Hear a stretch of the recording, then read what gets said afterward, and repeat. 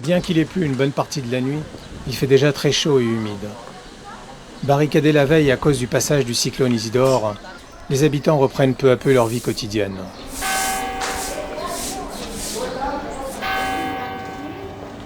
Les chambres d'hôtes que nous avons réservées, ici ça s'appelle des casas particulars.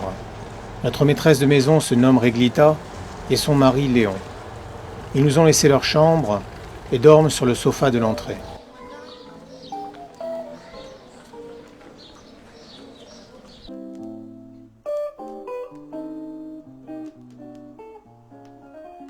Pendant tout le trajet, on nous a souvent arrêtés pour nous proposer d'autres casas particulars, plus grandes, plus belles, moins chères.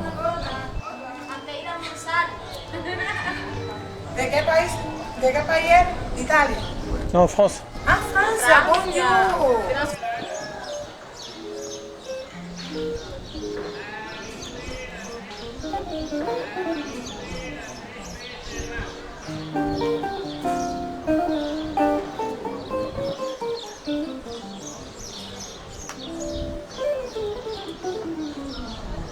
Reglita et Léon ne parlent ni le français ni l'anglais, et la communication se fait par l'intermédiaire de leurs enfants. Bambino? Sì, nella t-shirt. Bonbon? T-shirt? Non è un bonbon come J'ai pas des bonbons. No, J'ai pas. pan. No, pas. Get un biscuit. J'ai pas. Mantequilla? Si, mantequilla. Allez. Tous les mois, l'État fournit à chaque Cubain quelques produits de base comme du riz et des haricots noirs, du sel, du sucre, un petit peu de café, de l'huile, un peu de farine, quelques œufs et un savon. Autant dire que du savon, on nous en a demandé à tous les coins de rue. Un peu plus loin, une femme voulait qu'on lui donne des t-shirts déjà portés.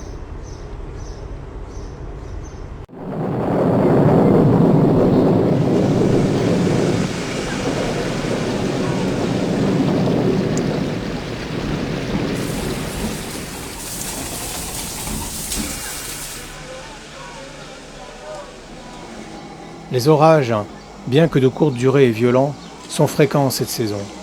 Sous notre abri pendant la pluie, un jeune homme nous a demandé si on voulait manger des langoustes. C'est comme ça que nous nous sommes retrouvés dans cette maison-restaurant.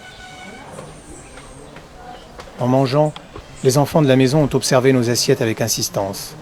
Nous avons appris par la suite qu'ils attendaient qu'on les finisse pour manger les restes. Plus tard, une jeune femme à l'entrée de l'épicerie pour les étrangers nous a supplié pour qu'on lui achète une bouteille d'huile.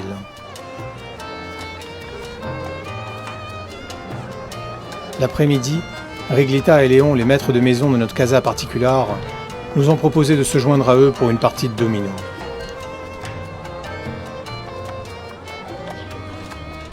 Lui, c'est Humberto. Il s'est installé à Trinidad il y a une dizaine d'années pour prendre sa retraite. Là, c'est Léon. C'est un vrai pro du domino et il n'aime pas perdre. Là, c'est Pépé. C'est un roublard de première, mais on lui pardonne tout, peut-être en raison de son âge.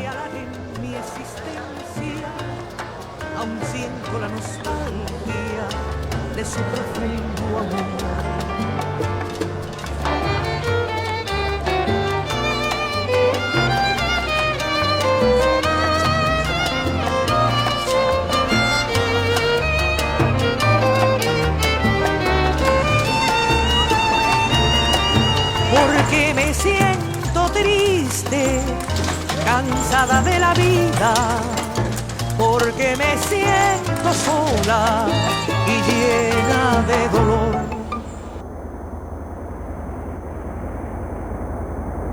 C'est difficile d'être objectif à propos de Cuba. La réalité n'est pas toute noire ou toute blanche, pas plus qu'elle est d'un gris terne. Il y a une gamme étendue de blanc éclatant, de gris et un peu de noir.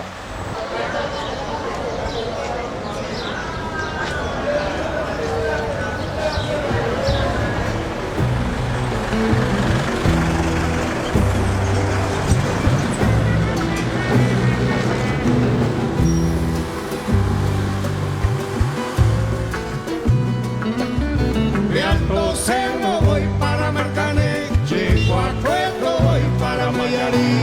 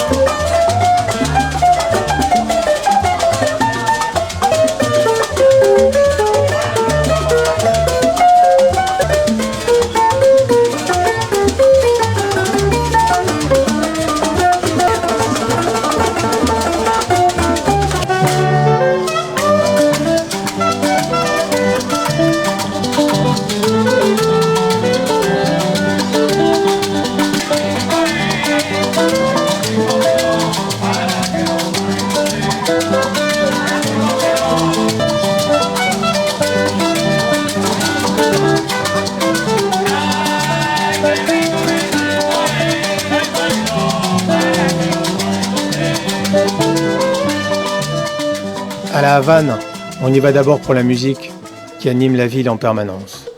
La musique n'est pas une distraction, mais un mode de vie, un souffle vital.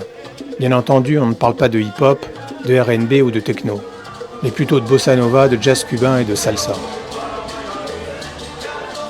La musique est à tous les coins de rue, dans chaque petit bar, dans chaque hôtel, à la terrasse de rue, mais aussi sur la terrasse panoramique. Dans chaque appartement, les fenêtres ouvertes laissent passer un son venu on ne sait d'où. Guitare cubaine, chant, percussion, cuivre. Sur les traces du Buena Vista Social Club, on découvre de café en restaurant Mil Nouveau Compa y Segundo, Ibrahim Ferrer et Ruben González. Chaque groupe nous a proposé leur disque. J'en ai rapporté toute une valise.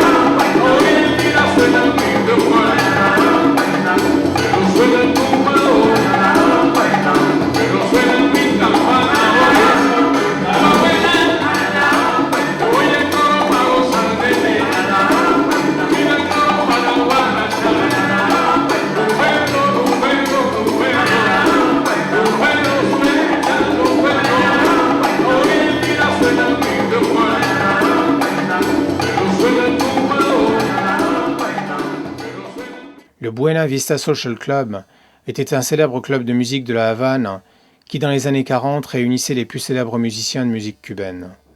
Disparu après la révolution cubaine de 1959, il a été reformé en 1996 et a connu un succès planétaire. Depuis, un groupe de musiciens et chanteurs voulant perpétuer l'esprit du Buena Vista continue de se produire à Cuba et dans le monde.